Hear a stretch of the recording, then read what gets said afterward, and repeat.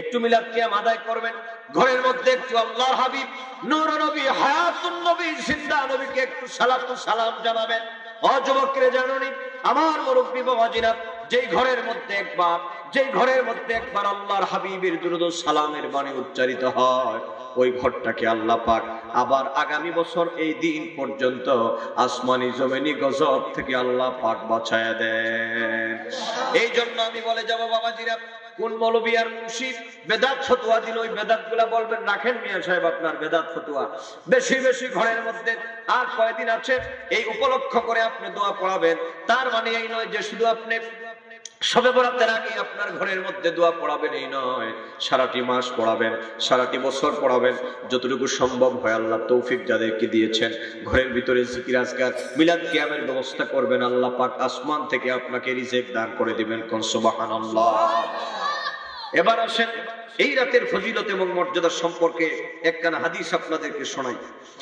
আল্লাহর নবী সাহাবী হযরত শের খোদা আলী কাররামাল্লাহু তাআলা ওয়াজহুল কারীম, যিনি হচ্ছেন খাতুনে জান্নাত মা ফাতেমাতুজ জাহরার স্বামী, শের খোদা আলী কাররামাল্লাহু তাআলা ওয়াজহুল কারীম, তিনি বর্ণনা করেছেন, ওয়ান আলী ইবনে আবি তালিব قال قال رسول الله صلى الله عليه وسلم إذا كانت ليلة النصف من شعبان فقوموا ليلها وصوموا نهارها فإن الله ينزل فيها لغروب الشمس إلى سماء الدنيا فيقول ألا من مستغفر لي فأغفر له ألا مسترزق فأرزقه ألا مبتلى فأعافيه ألا كذا حتى يطلع الفجر।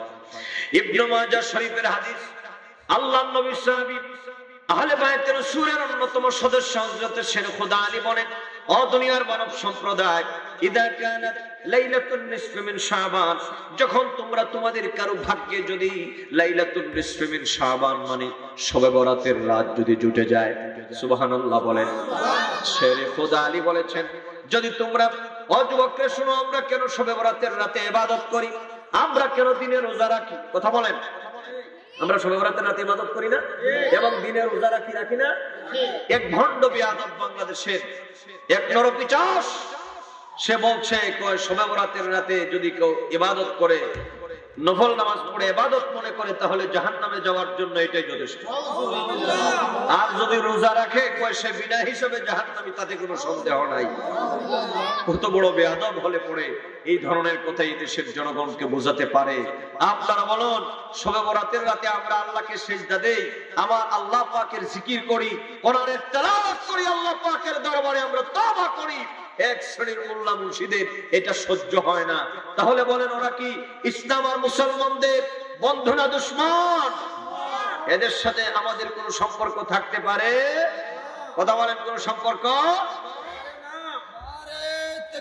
আল্লাহু আকবার। ইয়া রাসূলুল্লাহ,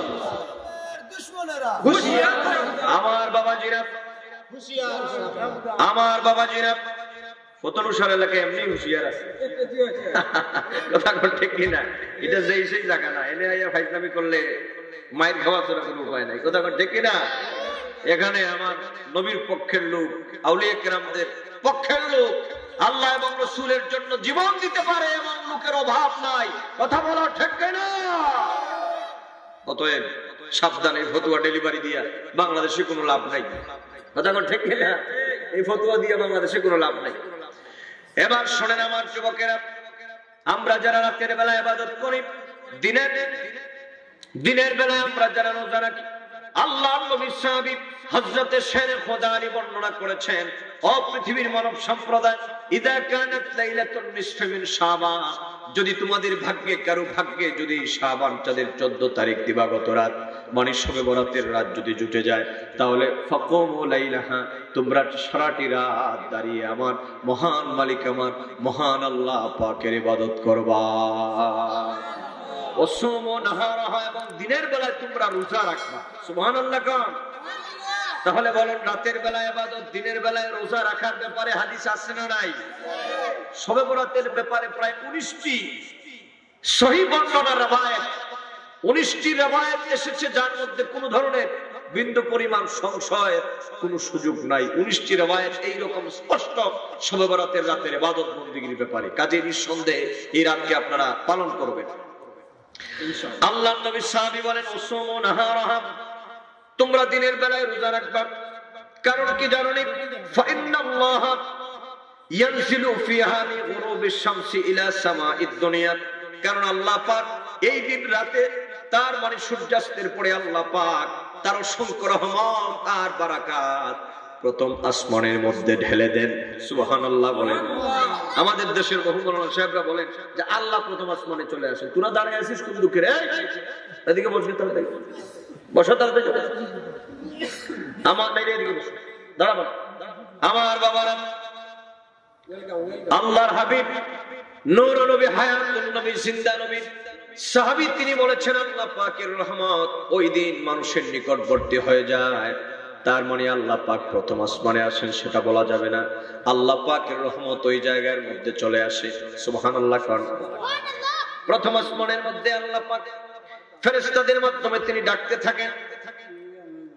ফেরেশতাদের মাধ্যমে আল্লাহ পাক ডাকতে থাকেন, কয় আলা মিন মুস্তাগফিরিন ফাগফির আলাহ, আলা মিন মুস্তাগফিরিন ফাগফির আলাহ। ও পৃথিবীর মানব সম্প্রদায়, আছো নাকি কেউ তোমরা গুনাহগার? গুনাহ করতে করতে জীবনের ভরাকে তোমরা ডুবিয়ে ফেলে দিয়েছ। অসংখ্য গুনাহ খাতার দ্বারা তোমাদের আমলনামাটা পরিপূর্ণ হয়ে গিয়েছে। আল্লাহ পাক ফেরেশতাদের মাধ্যমে এই 14 তারিখ মানে শবে বরাতের রাতে তার বান্দাদেরকে ডেকে বলেন, ও বান্দারা, জীবনের যত বড় অপরাধী হও না কেন রে বান্দা, ও যুবকরে মনটা নরম করে দিয়ে শোনো। আমার মুরব্বী বাবাজিরা মনটা নরম করে দিয়ে শোনেন। আমার বাবাজিরা, আল্লাহ পাক তার বান্দাদের প্রতি কত দয়ালু। আল্লাহ পাক ডাকতে থাকেন তার বান্দাদেরকে ফেরেশতার মাধ্যমে, আছো নাকি কেউ পৃথিবীর মধ্যে অপরাধী গুনাহগার? আমার দরবারে চাও। আজকে রাতে যদি আমার দরবারে চাইতে পারো আর কান্নাকাটি করো, আমি আল্লাহ পাক দোয়া কবুল করে নিয়ে জীবনের সব অপরাধ মাফ করে দিব। আসসালামু আলাইকুম, আপনারা দেখছেন কাদরিয়া সুন্নি মিডিয়া ইউটিউব চ্যানেল। নতুন নতুন ইসলামিক ভিডিও পেতে আমাদের চ্যানেলটি সাবস্ক্রাইব করুন। ওগো হাবিব আমার, এই পৃথিবীর মানব সম্প্রদায়দেরকে জানিয়ে দেন, এই পৃথিবীর মধ্যে আমার বান্দা যত বড় অন্যায়কারী হোক, অপরাধকারী হোক না কেন, আমি আল্লাহ পাকের দরবারে কিছু মাস এবং কিছু রাত, কিছু দিন এমন নির্দিষ্ট আছে, যেই রাতগুলার মধ্যে, যেই দিনগুলার মধ্যে, যেই মাসগুলার মধ্যে ইবাদত বন্দেগী করলে পরে আমি আল্লাহ পাক আমার বান্দার জীবনের গুনাহ খাতাগুলাকে মাফ করে দেই। এজন্য আমার যুবকেরা, এই চাঁদের মধ্যে বেশি বেশি করে আল্লাহ পাকের দরবারে রোনাজারি করবেন। আজ থেকে কথা নাই, এই চাঁদের মধ্যে আমার মুরব্বী বাবাজিরা বেশি বেশি করে আল্লাহ পাকের ইবাদত করবেন। সম্ভব হলে পরে বেশি বেশি আপনি নফল রোজা রাখবেন। সম্ভব হলে পরে আল্লাহ পাকের জিকির করবেন। সম্ভব হলে বেশি বেশি করে কোরআনের তেলাওয়াত করবেন। যারা আপনারা পারেন, মা বোন বাসা বাড়ির মধ্যেও যারা আছেন, বাড়ি ঘরের মধ্যে আপনারাও কোরআনের তেলাওয়াত করবেন। কারণ এই চাঁদের মধ্যে আল্লাহ পাক তার অসংখ্য বান্দাদেরকে মাফ করে দেন। ও যুবক বন্ধুরা, মুরব্বী বাবাজিরা, আমার ভাইরা, এই চাঁদ এমন একটি মর্যাদাময় চাঁদ, এমন একটি মর্তবাময় চাঁদ, যেই চাঁদের মধ্যে আল্লাহ পাক তার বান্দার কোনো দোয়াকে বিফলে দেন না। এজন্য এই চাঁদকে বলা হয়েছে ভাগ্য রজনী। এই চাঁদের মধ্যে এমন একটা রাত আছে, যে রাতকে বলা হয়েছে ভাগ্য রজনী। আমার বন্ধুরা, তার মানে এই চাঁদের মধ্যে এমন একটা রাতকে আল্লাহ পাক বিশেষায়িত করে দিয়েছেন, মর্যাদাবান করে দিয়েছেন। আর গোটা চাঁদটাকে আল্লাহ পাক মর্যাদাবান করে দিয়েছেন। এজন্য এই চাঁদের মধ্যে কোন নাফরমানি কাজ যেন না হয়। এই চাঁদের মধ্যে আল্লাহ পাক নারাজ হন এমন কোন কাজ যেন না হয়। নামাজ যেন আপনার বাদ না পড়ে। এই পৃথিবীর মধ্যে আপনার দ্বারা যেন কোনো মানুষের ক্ষতি না হয়। বেশি বেশি করে আল্লাহ পাকের জিকির করবেন। আমার দয়াল নবী, নূর নবী, হায়াতুন নবী, জিন্দা নবীর উপর দুরূদ ও সালাম পড়বেন।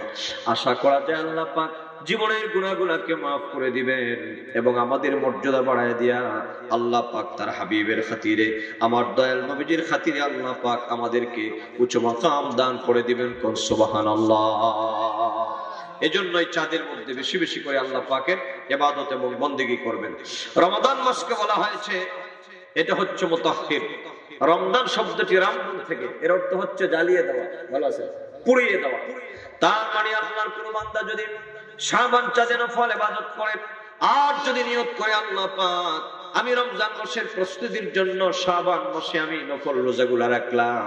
কারণ হঠাৎ করে যদি আপনি খাবার দাবার বাদ দিয়ে দেন, হঠাৎ করে যদি আপনি খাবার দাবার থেকে বিরত হয়ে যান, আপনার শরীরটা অ্যাডজাস্টমেন্ট হতে পড়ে, একটু সময় লাগবে এবং কষ্ট হয়ে যাবে। এজন্য আল্লাহর হাবিব বলেছেন, তোমরা রজব চাঁদ থেকে কিছু কিছু নফল রোজা রাখা শুরু করে দাও। রমজান মাসের আগে শাবান মাসের মধ্যে কিছু কিছু তোমরা নফল রোজা রাখো, তাহলে পরে তোমরা যখন রমজান মাস শুরু হয়ে যাবে তখন তোমাদের ফরজ রোজা আদায় করতে বিন্দু পরিমাণ তোমাদের কষ্ট হবে না। আর যদি আল্লাহর কোন বান্দা মাহে রমজানুল মুবারকের মধ্যে 30টা রোজা যদি রাখে, আর যদি রাতের বেলায় 20 রাকাত তারাবিহের নামাজ যদি বা জামাত আদায় করেন, আল্লাহু আকবার বলেন। তারাবির নামাজ কি 20 রাকাত না 8 রাকাত? আস্তে করে নামাজ দিয়ে বলেন 20 রাকাত না 8 রাকাত? কিন্তু আমাদের বাংলাদেশে কিছু মৌলবীরা বের হয়েছে এখন, ওরা 20 রাকাতকে অপারেশন করে তারা 8 রাকাত বানিয়ে দিয়েছে। কথা বলেন, বাংলাদেশে আছে না নাই? এক শ্রেণীর মৌলানা সাহেবদের দৃষ্টিতে দেখবেন সব বেদাত আর সব শিরক, মানে সব বেদাত আর সব শিরক। মনে হয় তাদেরকে বেদাত আর শিরকের ডিলারশিপ কেউ দান করেছে, যে উনি ইচ্ছা মতো এটাকে বলবেন বেদাত, এটাকে বলবেন শিরক, ইচ্ছে মতে তিনি এটা বাদ দিবেন, ওইটাকে সংযোজন করবেন, এটাকে বিয়োজন করবেন। আসল বিষয়টা মোটেও এরকম নয়। ইসলাম পৃথিবীতে কারো বাপ দাদার কথায় চলে না, বরং ইসলামের কথায় আপনাকে আপনার বাপ দাদাকে চলা লাগবে। ডান হাত তুলে বলো ঠিক না? ইসলাম নিয়ে ভাই আপনার কথায় চলে না, আপনি ইসলামের কথায় চলতে হবে। অতএব আমরা ইসলামের সরল সিদ্ধান্ত হচ্ছে তারাবিহের নামাজ 20 রাকাত বা জামাত আদায় করবে।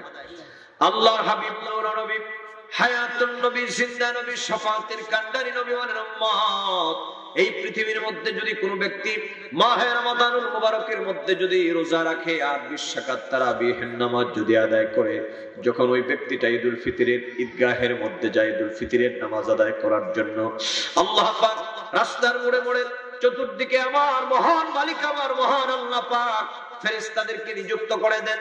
আর আল্লাহ পাক বলেন, ফেরেশতারা রে, আমার বান্দা দীর্ঘ একটি মাস রোজা রেখেছে আর রাতের বেলায় তারাবিহের নামাজ আদায় করেছে, আমার বান্দা আরামের ঘুমকে হারাম করে দিয়া, অতএব তোমরা রাস্তার মোড়ে মোড়ে দাঁড়িয়ে আজকে আমার পক্ষ থেকে এলান করে দাও, আমি আল্লাহ পাক আমার রোজাদার বান্দাদেরকে মাফ করে দিলাম।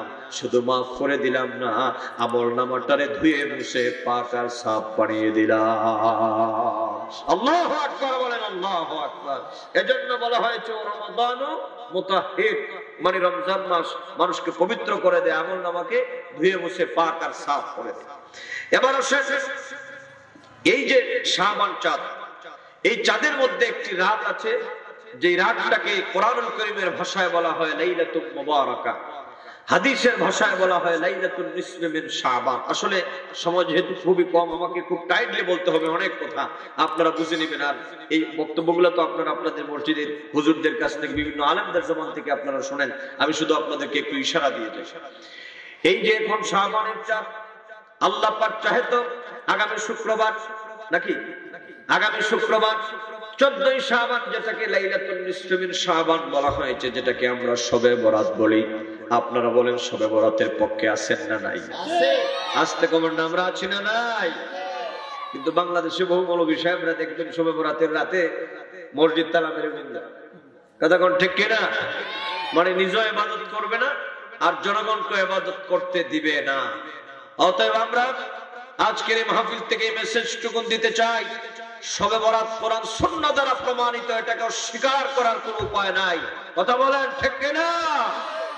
অতএব আমরা শবে বরাত মানি, এই রাতে আমরা বেশি বেশি করে ইবাদত করব। যে মোল্লা মুন্সিরা এটাকে বেদাত বলবে, বলবেন মাওলানা সাহেব থাকেন আপনার বেদাত নিয়া, থাকেন আপনার বেদাত নিয়া, আমরা আছি আল্লাহ এবং রাসূলের মহব্বত আর ইবাদত নিয়া, আমরা আছি আল্লাহ এবং রাসূলের মহব্বত নিয়া। আমার প্রিয় সুধী বন্ধুরা, যুবকেরা ভালো করে শোনো রে যুবক, এই চাঁদের মধ্যে এমন একটি রাত আল্লাহ পাক দিয়েছেন, যেই রাতের মধ্যে ইবাদত করলে পরে আল্লাহ পাক তোমার তকদিরকে আল্লাহ পাক বদলায় দিবেন, ভাগ্যকে আল্লাহ পাক তোমাকে ভাগ্যকে বদলায় দিবেন। আল্লাহ পাক এই পৃথিবীর মধ্যে তোমাকে মর্যাদা দিবেন, ইজ্জত দিবেন, সম্মান দিবেন। আমার যুবক বন্ধুরা, এই রাতকে বলা হয় লাইলাতুন নিসফি মিন শাবান। এই রাতটা হলো 14 তারিখ দিবাগত রাত, যেটাকে আমরা শবে বরাতের রাত বলি।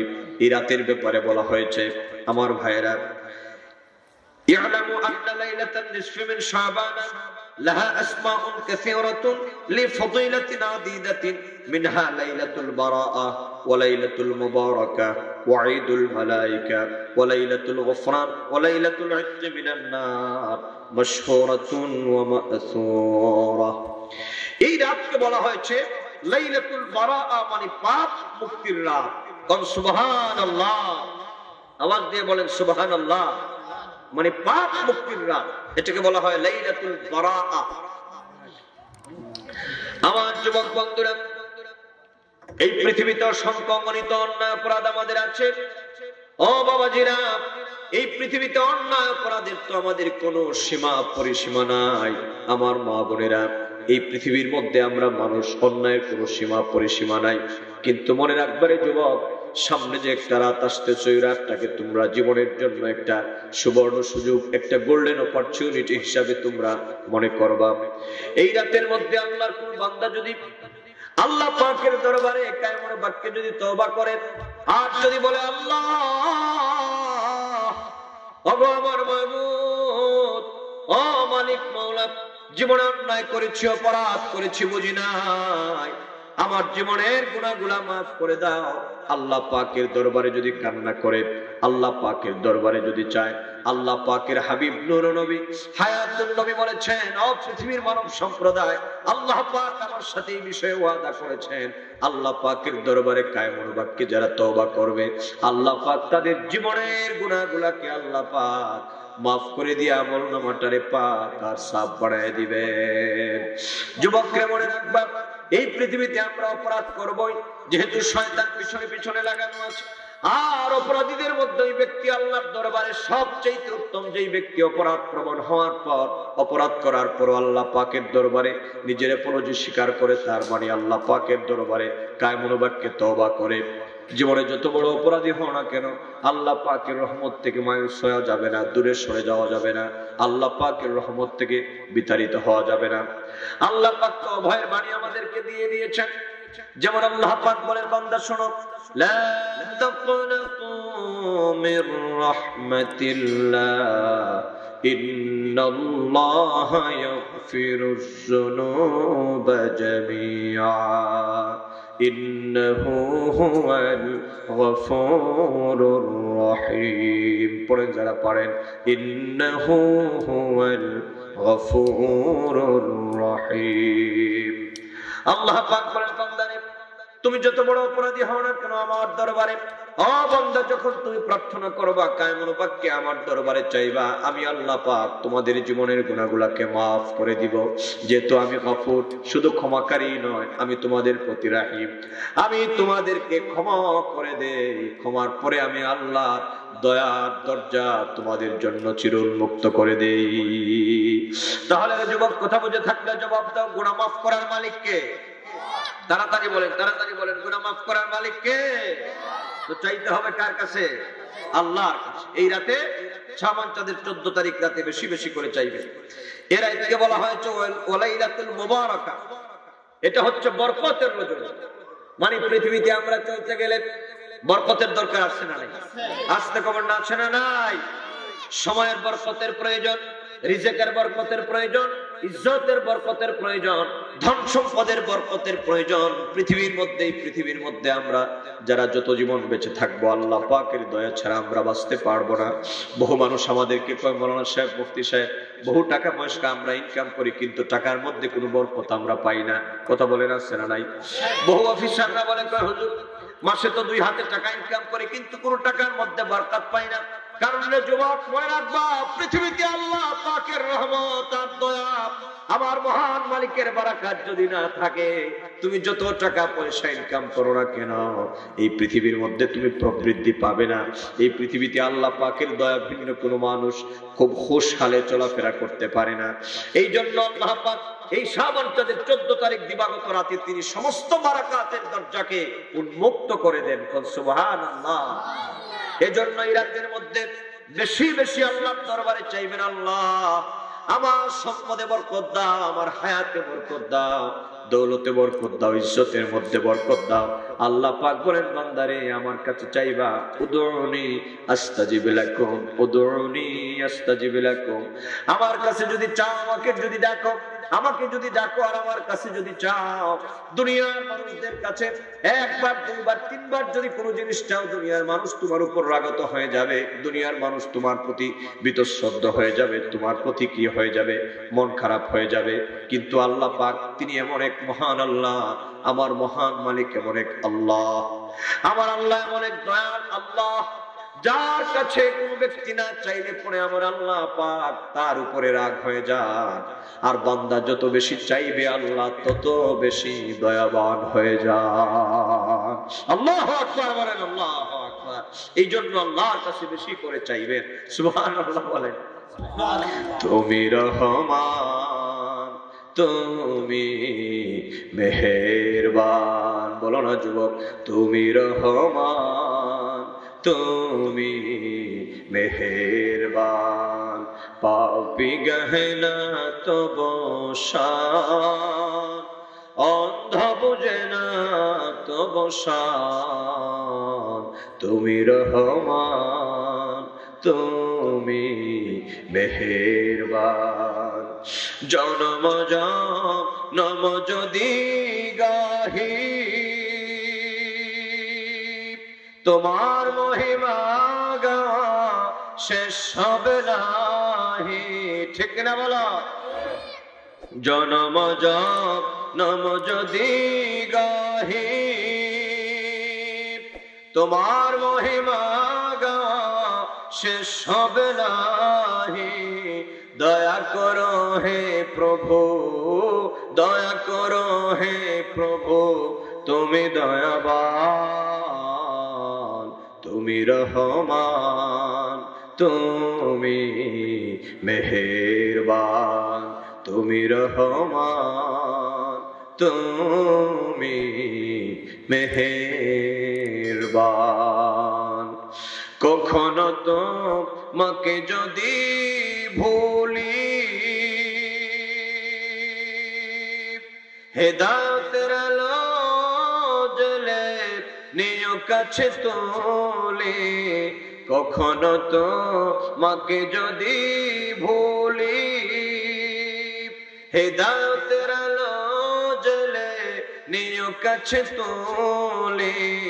ঠাই দিও হে প্রভু, ঠাই দিও হে প্রভু, তুমি দয়াবান, তুমি রহমান, তুমি মেহেরবান। আল্লাহু আকবার বলেন। আমার মালিক তিনি এমন এক আল্লাহ যার দয়ার কোন সীমা পরিসীমা নাই। এজন্য এই রাতের মধ্যে বেশি বেশি করে আল্লাহর দরবারে চাইবেন। এই রাতকে বলা হয়েছে ওয়ালাইলাতুল গফরান, এটা হচ্ছে ক্ষমার রাত। ওয়ালাইলাতুল ইতক মিনান নার, এটা হচ্ছে জাহান্নাম থেকে মুক্তির রাত। সুবহানাল্লাহ।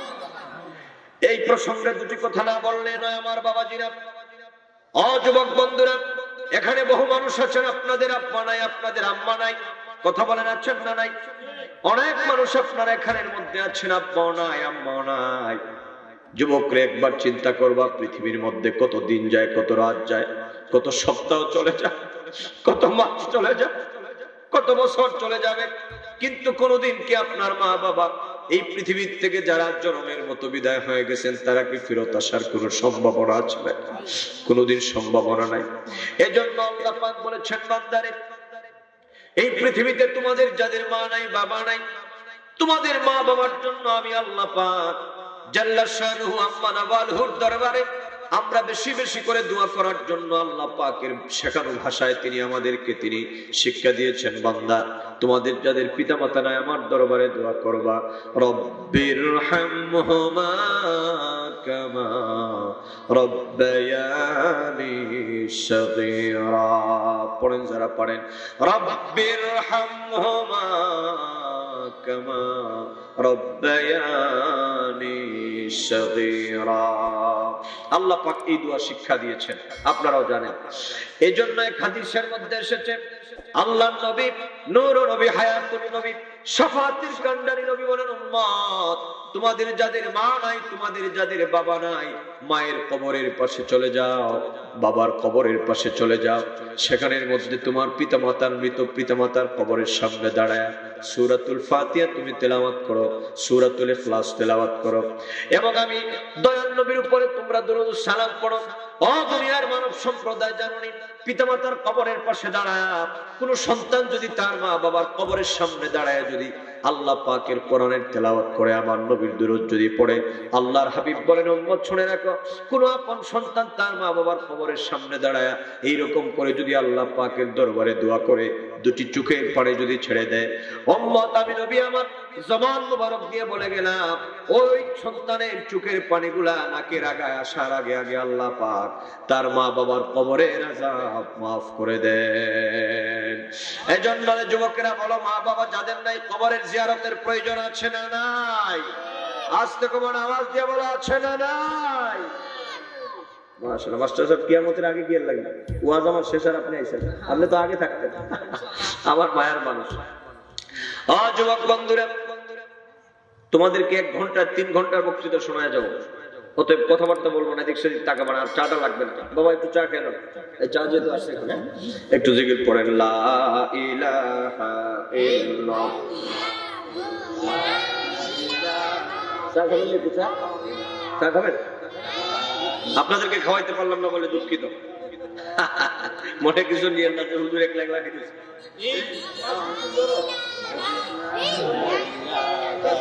ইল্লাল্লাহ, লা ইলাহা ইল্লাল্লাহ,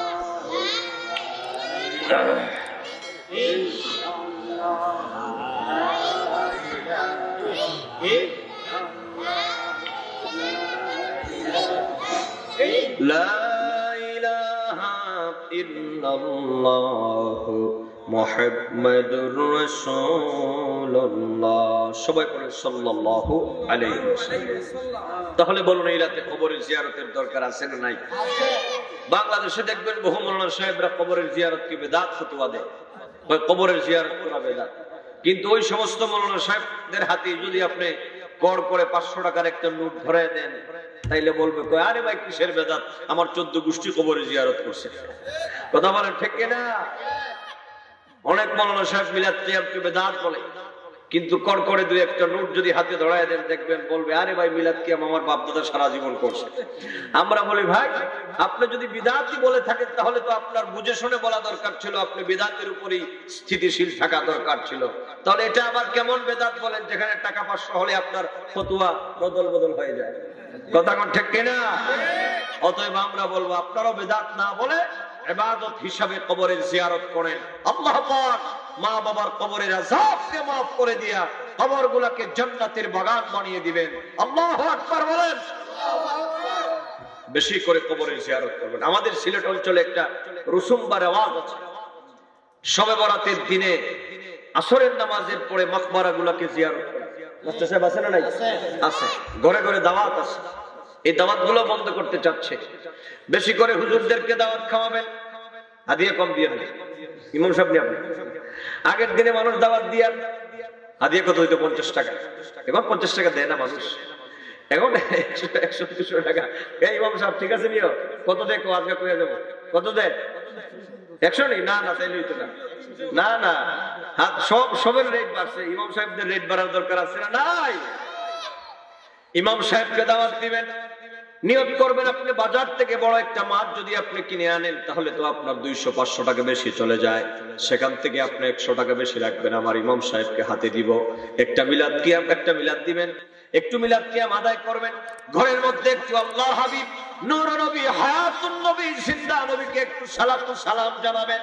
ও যুবকরা, জানুনি আমার মুরব্বি বাবাজিরা, যেই ঘরের মধ্যে একবার আল্লাহর হাবিবের দুরূদ ও সালামের বাণী উচ্চারিত হয়, ওই ঘরটাকে আল্লাহ পাক আবার আগামী বছর এই দিন পর্যন্ত আসমানি জমিনি গজব থেকে আল্লাহ পাক বাঁচায়া দেন। এই জন্য আমি বলে যাব, বাবাজিরা, কোন মৌলবী আর মুর্শিদ বেদাত ফতোয়া দিল, ওই বেদাত গুলা বলবেন রাখেন মিয়া সাহেব আপনার বেদাত ফতোয়া, বেশি বেশি ঘরের মধ্যে আর কয়দিন আছে এই উপলক্ষ করে আপনি দোয়া পড়াবেন। তার মানে এই নয় যে শুধু আপনি শবে বরাতের আগে আপনার ঘরের মধ্যে দোয়া পড়াবেন এই নয়, সারাটি মাস পড়াবেন, সারাটি বছর পড়াবেন, যতটুকু সম্ভব হয়। আল্লাহ তৌফিক যাদেরকে দিয়েছেন ঘরের ভিতরে জিকির আজকার মিলাদ কিয়ামের ব্যবস্থা করবেন, আল্লাহ পাক আসমান থেকে আপনাকে রিজিক দান করে দিবেন। কোন সুবহানাল্লাহ। এবার আসেন এই রাতের ফজিলত এবং মর্যাদা সম্পর্কে একখানা হাদিস আপনাদেরকে শোনাই। আল্লাহর নবী সাহাবী হযরত শের খোদা আলী কাররামাল্লাহু তাআলা ওয়াজহুল কারীম, যিনি হচ্ছেন খাতুনে জান্নাত মা ফাতেমাতুজ জাহরার স্বামী, শের খোদা আলী কাররামাল্লাহু তাআলা ওয়াজহুল কারীম, তিনি বর্ণনা করেছেন ওয়ান আলী ইবনে আবি তালিব قال قال رسول الله صلى الله عليه وسلم إذا كانت ليلة النصف من شعبان فقوموا ليلها وصوموا نهارها فإن الله ينزل فيها لغروب الشمس إلى سماء الدنيا فيقول ألا من مستغفر لي فأغفر له ألا مسترزق فأرزقه ألا مبتلى فأعافيه ألا كذا حتى يطلع الفجر।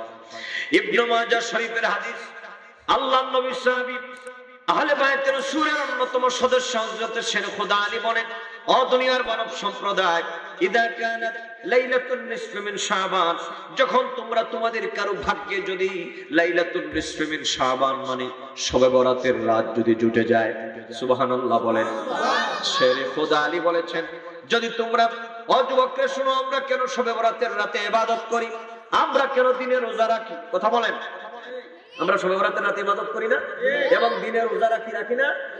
এক ভণ্ড বেয়াদব বাংলাদেশের এক নরপিচাস, সে বলছে শবে বরাতের রাতে যদি কেউ ইবাদত করে, নফল নামাজ পড়ে ইবাদত মনে করে, তাহলে জাহান্নামে যাওয়ার জন্য এটাই যথেষ্ট। আর যদি রোজা রাখে সে বিনা হিসাবে জাহান্নামী, তাতে কোনো সন্দেহ নাই। কত বড় বেয়াদব হলে পড়ে এই ধরনের কথা এই দেশের জনগণকে বোঝাতে পারে। আপনারা বলুন, শবে বরাতের রাতে আমরা আল্লাহকে সিজদা দেই, আমার আল্লাহ পাকের জিকির করি, কোরআনের তেলাওয়াত করি, আল্লাহ পাকের দরবারে আমরা তওবা করি, এক শ্রেণীর মোল্লা মুর্শিদের এটা সহ্য হয় না। তাহলে বলেন, ওরা কি ইসলাম আর মুসলমানদের বন্ধু না দুশমন? এদের সাথে আমাদের কোন সম্পর্ক থাকতে পারে? কথা বলেন, কোন সম্পর্ক? আল্লাহু আকবার, ইয়া রাসূলুল্লাহ।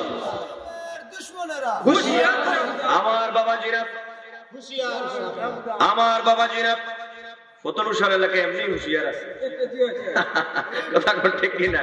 এটা যেই সেই জায়গা না, এনে আইয়া ফাইজলামি করলে মায়ের খাওয়া ছাড়া কোনো উপায় নাই। কথা ঠিক কিনা? এখানে আমার নবীর পক্ষের লোক, আউলিয়া কেরামদের পক্ষের লোক, আল্লাহ এবং রাসূলের জন্য জীবন দিতে পারে এমন লোকের অভাব নাই। কথা বলা ঠিক কিনা? অতএব সাবধানে, ফতুয়া ডেলিভারি দিয়া বাংলাদেশে কোনো লাভ নাই। কথা ঠিক কিনা?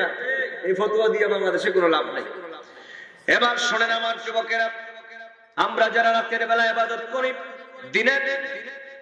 দিনের বেলায় আমরা যারা রোজা রাখি, আল্লাহর নবী সাহাবী হযরত শের খোদা আলী বর্ণনা করেছেন, ও পৃথিবীর মানব সম্প্রদায়, ইদা কানাত লাইলাতুন নিসফ মিন শাবান, যদি তোমাদের ভাগ্যে কারো ভাগ্যে যদি শাবান চাঁদের 14 তারিখ দিবাগত রাত মানে শবে বরাতের রাত যদি জুটে যায়, তাহলে ফাকুমু লাইলাহা, তোমরা সারাটি রাত দাঁড়িয়ে আমার মহান মালিক, আমার মহান আল্লাহ পাকের ইবাদত করবা। ওয়াসুমু নাহারাহা, এবং দিনের বেলায় তোমরা রোজা রাখবা। সুবহানাল্লাহ কোন? তাহলে বলেন, রাতের বেলায় ইবাদত, দিনের বেলায় রোজা রাখার ব্যাপারে হাদিস আছে না নাই? শবে বরাতের ব্যাপারে প্রায় 19টি সহিহ বর্ণনা রওয়ায়াত, 19টি রওয়ায়াত এসেছে, যার মধ্যে কোনো ধরনের বিন্দু পরিমাণ সংশয়ের কোনো সুযোগ নাই। 19টি রওয়ায়াত এইরকম স্পষ্ট শবে বরাতের রাতের ইবাদত বন্দেগীর ব্যাপারে। কাজে নিঃসন্দেহে এই রাতকে আপনারা পালন করবেন। আল্লাহর নবী সাহাবী বলেন, ওয়াসুমু নাহারাহা, তোমরা দিনের বেলায় রোজা রাখবা। কারণ কি জানেন? ফাইন্নাল্লাহ ইয়ানজিলু ফিহা লিগুরুবিশ শামসি ইলা সামাঈদ দুনিয়া, কারণ আল্লাহ পাক এই দিন রাতে, তার মানে সূর্যাস্তের পরে আল্লাহ পাক তার অসংখ্য রহমত আর বারাকাত প্রথম আসমানের মধ্যে ঢেলে দেন। সুবহানাল্লাহ বলেন। আমাদের দেশের বহু মাওলানা সাহেবরা বলেন যে আল্লাহ প্রথম আসমানে চলে আসেন। তোরা দাঁড়িয়ে আছিস কোন দুঃখের? এদিকে বসবি, তাহলে বসা, তাহলে আমার বাইরে এদিকে বসো, দাঁড়াবো। আমার বাবারা, আল্লাহর হাবিব নূর নবী, হায়াতুন নবী, জিন্দা নবী, সাহাবী, তিনি বলেছেন আল্লাহ পাকের রহমত ওই দিন মানুষের নিকটবর্তী হয়ে যায়। তার মানে আল্লাহ পাক প্রথম আসমানে আসেন সেটা বলা যাবে না। আল্লাহ পাকের রহমত ওই জায়গার মধ্যে চলে আসে। সুবহানাল্লাহ। কারণ প্রথম আসমানের মধ্যে আল্লাহ পাক ফেরেশতাদের মাধ্যমে তিনি ডাকতে থাকেন। ফেরেশতাদের মাধ্যমে আল্লাহ পাক ডাকতে থাকেন, কয় আলা মিন মুস্তাগফিরিন ফাগফির লাহ, আলা মিন মুস্তাগফিরিন ফাগফির লাহ। ও পৃথিবীর মানব সম্প্রদায়, আছো নাকি কেউ তোমরা গুনাহগার? গুনাহ করতে করতে জীবনের ভরাকে তোমরা ডুবিয়ে ফেলে দিয়েছ। অসংখ্য গুনাহ খাতার দ্বারা তোমাদের আমলনামাটা পরিপূর্ণ হয়ে গিয়েছে। আল্লাহ পাক ফেরেশতাদের মাধ্যমে এই 14 তারিখ মানে শবে বরাতের রাতে তার বান্দাদেরকে ডেকে বলেন, ও বান্দারা, জীবনের যত বড় অপরাধী হও না কেন রে বান্দা, ও যুবকরে মনটা নরম করে দিয়ে শোনো। আমার মুরব্বী বাবাজিরা মনটা নরম করে দিয়ে শোনেন। আমার বাবাজিরা, আল্লাহ পাক তার বান্দাদের প্রতি কত দয়ালু। আল্লাহ পাক ডাকতে থাকেন তার বান্দাদেরকে ফেরেশতার মাধ্যমে, আছো নাকি কেউ পৃথিবীর মধ্যে অপরাধী গুনাহগার? আমার দরবারে চাও। আজকে রাতে যদি আমার দরবারে চাইতে পারো আর কান্নাকাটি করো, আমি আল্লাহ পাক দোয়া কবুল করে নিয়ে আজ জীবনের সব অপরাধ মাফ করে দিব। এরপরে আল্লাহর হাবিবের সাহাবী বলেন, আল্লাহ পাক বলেন, আছো নাকি কেউ আলা মুস্তারজিকুন ফারজুকহু, আছো নাকি কেউ পৃথিবীর মধ্যে অভাবী? রিজেকের জন্য তুমি অভাবী। পৃথিবীতে তোমার খাবারের প্রয়োজন, রিজেকের প্রয়োজন। এই পৃথিবীতে যুবকরা রিজেকের জন্য কোনো মানুষের পিছনে পিছনে দৌড়া লাগবে না।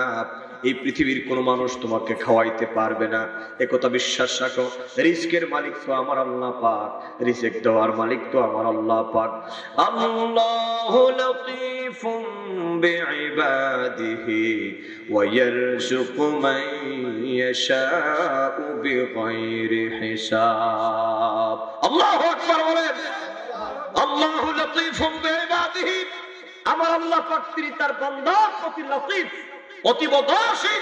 ওয়া ইয়ারযুকু মান ইয়াশাউ বিগাইরি হিসাব, এবং তিনি যাকে ইচ্ছে তাকে অঢেল সম্পদ ধন দৌলত দ্বারা আল্লাহ পাক পৃথিবীতে মালামাল করে দেন।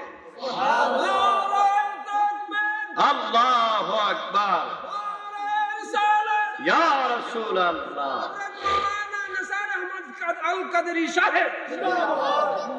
আমাদের দেশের মানুষ কয়, হুজুর খালি হায় হায় নাই নাই, আমার হয় না কেন? আরে ভাই, যিনি দিবেন উনার সাথে সম্পর্ক লাগান। কথা বলেন, দেওয়ার মালিক কে? এরপরে আল্লাহর নবী সাহাবী বলেন, আল্লাহ পাকের ফেরেশতারা বলে, আলা মুবতালা ফাওয়াফিয়াহু। এইরকম করে আল্লাহ পাকের ফেরেশতাদের মাধ্যমে আল্লাহ ডাকতে থাকেন, পৃথিবীর মধ্যে আছো নাকি কেউ কঠিন পরীক্ষার মধ্যে তোমরা পড়ে গেছো? মিথ্যা মামলা মোকদ্দমার মধ্যে তোমরা পড়ে গেছো, বিপদ আপদের মধ্যে, মুশকিল মুসিবতের মধ্যে তোমরা পড়ে গেছো। দুনিয়ার মানব সম্প্রদায়, তোমার বিপদ আপদ মুশকিল মুসিবত যত বড় হোক না কেন, ফেরেশতারা ঘোষণা করতে থাকে আল্লাহর দরবারে চাও। আল্লাহ পাক আজকে তার রহমতের দরজাকে চির উন্মুক্ত করে দিয়েছেন। এই পৃথিবীর কোন বান্দারা যদি আল্লাহর দরবারে চায় আর আল্লাহ পাকের দরবারে যদি কান্নাকাটি করে, আল্লাহ পাকের দরবারে যদি দয়া চায়, আল্লাহ পাকের দরবারে যদি রোনাজারি করে, আল্লাহ পাক মুশকিল মুসিবত দূর করে দিয়া পৃথিবীতে শান্তিময় জীবন তোমাদেরকে দান করে দিবেন। কোন সুবহানাল্লাহ। আলা কাদা আলা কাদা। এইরকম করে ফেরেশতারা ডাকতে থাকে তার বান্দাদেরকে একেবারে সূর্য উদয় হওয়ার আগ পর্যন্ত। কোন সুবহানাল্লাহ। একেবারে পরের দিন সূর্য উদয় হওয়ার আগ পর্যন্ত এইভাবে ফেরেশতারা ডাকতে থাকে। শেষ কথা বলে যাই রে যুবক, ভালো করে শুনে যাও। শুধু শবে বরাতের রাতেই নয় যুবক রে, মনে রাখবা, এই পৃথিবীতে ভাগ্যকে যদি সুপ্রসন্ন করতে চাও, এই পৃথিবীতে যদি মর্যাদা চাও, এই পৃথিবীতে যদি রিজেক চাও, সম্মান চাও, মনে রাখবা গোপনে গোপনে আমার মহান মালিক, আমার মহান আল্লাহ পাকের সাথে সম্পর্ক লাগাবা। এই পৃথিবীর মধ্যে জানো রে বন্ধু, যার যত গোপন সম্পর্ক আমার আল্লাহর সাথে, যার সম্পর্ক যত গভীর আমার আল্লাহর সাথে, ও যুবকরে আল্লাহ পাক তার জিম্মাদার হয়ে যায়। সহিহ বুখারীর বর্ণনায় আল্লাহর নবী নূর নবী, হায়াতুন নবী, জিন্দা নবী ইরশাদ করেন, উম্মত, শুধু শবে বরাতের রাত আর শবে কদরের রাতেই নয়, পৃথিবীর মধ্যে যতটা রাত আছে প্রত্যেকটা রাতের শেষ ভাগে শেষ ভাগে আমার আল্লাহ পাক এইরকম তার ফেরেশতাদের মাধ্যমে ডাকতে থাকেন, পৃথিবীর মধ্যে আছো নাকি কেউ অপরাধী? তোমরা জীবনে গুনাহ করেছ, অন্যায় করেছ, বান্দা আমার রহমত থেকে দূরে সরে যাও না, আমার কাছে চাও, আমি আল্লাহ তোমাদেরকে মাফ করে দিব। ও বান্দা আমার কাছে রিজেক্ট চাও, আমি আল্লাহ রিজেক্ট দান করে দিব। বান্দারে আমার কাছে তোমরা চাও, কারা আছো এই পৃথিবীর মধ্যে অসহায়, আমি সহায় সম্বলের ব্যবস্থা করে দিব। এই পৃথিবীর মধ্যে কে আছো বিপদগ্রস্ত, আমার কাছে চাও, আমি বিপদ দূর করে দিব। তোমরা কে আছো বেমারি, আমার কাছে চাও, আমি আল্লাহ পাক বেমার শেফা করে দিব। আল্লাহর হাবিব নূর নবী হায়াতুন নবী জিন্দা নবী বলেন, উম্মত ও পৃথিবীর মানব সম্প্রদায়, এই পৃথিবীর মধ্যে আমরা দিন এবং রাতের বাকি সময় ডাকি আমরা আল্লাহকে, আর রাতের শেষ ভাগে আমার মহান মালিক, আমার মহান আল্লাহ ডাকে তার বান্দাকে। আল্লাহু আকবার। দুনিয়ার বাকি সময়, দিন এবং রাতের বাকি সময় আমরা ডাকি আল্লাহকে, আর রাতের শেষ ভাগে আমার আল্লাহ পাক ডাকেন তার বান্দাকে। এজন্য আমার বাবাজিরা চেষ্টা করবেন রাতের গভীরে মাঝে মধ্যে যদি একটু ঘুম ভেঙে যায়, আমি তো বলি রে যুবক শুনে রাখো, মাঝে মধ্যে তোমার ঘুম ভেঙে যায়, যুবক রে মাঝে মধ্যে তোমার ঘুম ভেঙে যায়, আমার তো মনে হয় তোমার ঘুম ভাঙে নাই, আমার আল্লাহ তোমাকে ডাকতে থাকেন, রে বান্দা তুই ঘুম থেকে ওঠ, আমি আল্লাহ তোর সাথে প্রেম নিবেদন করতে চাই। কারণ দুনিয়ার মানুষ মনে রাখবা, এই পৃথিবীতে রাত যত গভীর হয়ে যায়, দুনিয়ার মানুষের দরজাগুলা যত বন্ধ হয়ে যায়, আমার মহান মালিক আমার মহান আল্লাহ পাক জাল্লা শানুহু আম্মা নাওয়ালুহুর রহমতের দরজাগুলা তত খোলা হয়ে যায়। বান্দা ওই সময় যদি আল্লাহর দরবারে, ওই সময় যদি বান্দা আল্লাহর দরবারে চাইতে পারে আর কান্নাকাটি করতে পারে, আল্লাহর নবী নূর নবী হায়াতুন নবী বলেন, উম্মত এই পৃথিবীর মধ্যে কোন ব্যক্তির ধনুক থেকে যদি তীরটা বের হয়ে যায়, ওই তীরটা কি আমার পিছনে ফেরার কোন সম্ভাবনা আছে নাকি? সাহাবায়ে কেরামগণ বলেন, ইয়া রাসূলুল্লাহ, এর সম্ভাবনা নাই। আল্লাহর হাবিব বলেন, এটা হলো আমার উম্মতের শেষ সাথে মুনাজাতের দৃষ্টান্ত। আমার উম্মত যদি রাতের গভীরে ওঠে, আল্লাহ পাকের দরবারে যদি কান্নাকাটি করে, যদি নামাজ আদায় করে, তাহাজ্জুদের নামাজ যদি আদায় করে, আল্লাহ পাকের দরবারে যদি কান্না করে, ওই ব্যক্তির ধনুক থেকে তীরটা বের হয়ে যাওয়ার পরে যেমন পিছনে ফেরার কোনো সম্ভাবনা নাই। আল্লাহর হাবিব বলেন, আমার উম্মতের রাতের শেষ ভাগের দোয়া আল্লাহর দরবার থেকে খালি ফেরত আসার সম্ভাবনা নাই।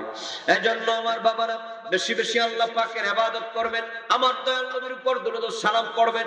মনে রাখবেন, আল্লাহ পাকের প্রিয় ভাজন হওয়ার জন্য আমাদের দুইটা জিনিস লাগবে, একটা হচ্ছে আল্লাহ পাকের ইবাদত, আর আমার দয়াল নবীর মহব্বত, আমার নবীর দরুদ ও সালাম।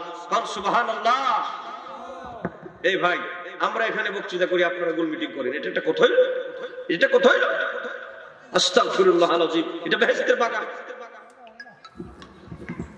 আমার বাবাজিরা, এজন্য শেষ কথা বলে যাই রে যুবক বন্ধুরা, রাতের গভীর উঠে আল্লাহর দরবারে একটু চাইবা, শবে বরাতের রাতটা যেন হেলায় হেলায় না। আমাদের দেশের যুবকরা রাস্তার মোড়ে মোড়ে দাঁড়িয়ে চমচম খায়, কথা কোন ঠিক কিনা? খবরদার, সাবধান, যেন তোমার হেলায় হেলায় রাতটা না কাটে।